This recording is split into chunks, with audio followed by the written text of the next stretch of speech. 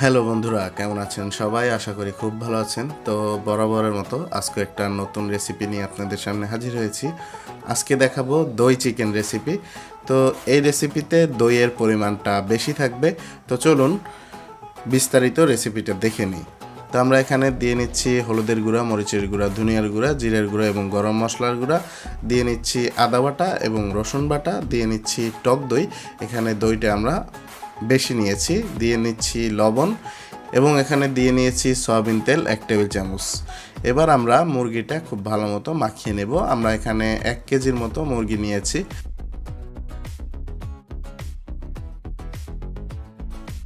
1 ঘন্টা পরে আমরা চুলায় তেল দিয়ে নিচ্ছি এখানে এলাচ, দারচিনি, লবঙ্গ এবং তেজপাতা, এবং সেটা কিছুক্ষণ নাড়াচাড়ার পরেই দিয়ে নিচ্ছি পেঁয়াজ কুচি। তো ভিডিওটা সম্পূর্ণ দেখবেন, মন দিয়ে দেখবেন। তো দিয়ে নিচ্ছি জিরা, আস্ত জিরা অথবা জিরার গুঁড়া দিতে পারেন। দিয়ে নিচ্ছি এই পর্যায়ে চিনি। কিছুক্ষণ নাড়াচাড়ার পরে আমরা দিয়ে নিচ্ছি ম্যারিনেট করা মাংসগুলো।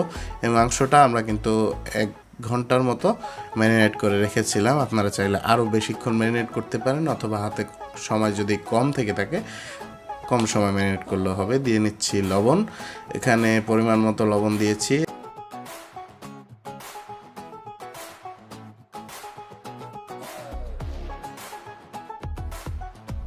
তো আমরা 10 মিনিট পরে দেখুন এইভাবে পানি উঠে গেছে। আমরা কিন্তু কোনো পানি ইউজ করিনি। দিয়ে নিচ্ছি জয়ত্রী, সামান্য পরিমাণ জয়ত্রী দিয়েছি। দিয়ে নিচ্ছি জয়ফলের গুঁড়া।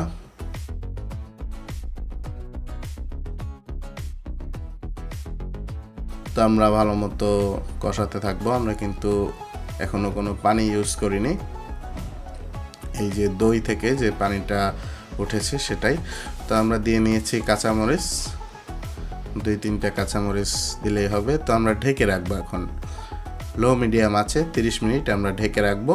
তো 30 মিনিট পরে দেখুন আমাদের রান্নাটা কিন্তু অলমোস্ট হয়ে গেছে। তো 30 থেকে 35 মিনিট আপনারা রাখবেন, মিডিয়াম লো আছে। তো দেখুন, দেখে মনে হচ্ছে রেসিপিটা অনেক ঝাল, কিন্তু আসলে কিন্তু ঝাল না। তো দিয়ে নিচ্ছে আমরা এখন একটু গরম মশলার গুঁড়ো। আর এখনই আমাদের খাবার উপযোগী হয়ে গেছে। আমরা চুলাটা এখন এই পর্যায়ে অফ করে দিব। ছোট বড় সবাই খেতে পারবে এই রেসিপিটা। তো আপনারা চাইলে বাসায় এই রেসিপিটা তৈরি করতে পারেন। খুবই মজাদার একটা রেসিপি, একঘেয়েমি রেসিপি। তো প্রতিদিনই খান, তো এই রেসিপিটা বাসায় করে দেখবেন। তো দেখা হচ্ছে পরের ভিডিওতে। আপাতত এই পর্যন্তই। আল্লাহ হাফেজ।